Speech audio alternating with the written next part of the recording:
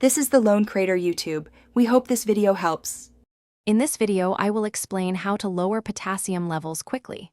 High potassium, or hyperkalemia, can be serious, but there are effective strategies to manage it.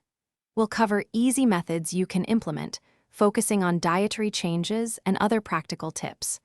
Remember, these are general guidelines, and professional medical advice is always best for your specific situation.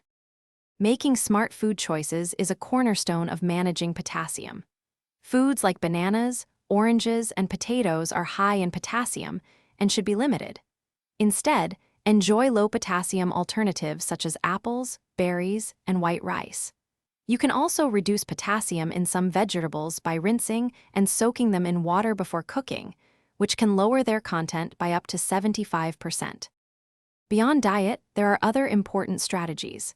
Be cautious with salt substitutes, as many contain potassium chloride, which can elevate your levels. Always discuss your current medications with your doctor. Some drugs can affect potassium, and adjustments might be necessary. Staying well hydrated is also crucial, as proper fluid balance helps your kidneys effectively excrete excess potassium from your body. To summarize, managing high potassium involves a combination of careful dietary choices and close collaboration with your healthcare provider.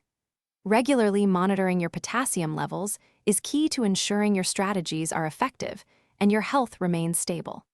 Remember to check the description below for a link to Darn Tough Socks, known for their lifetime warranty and other great deals.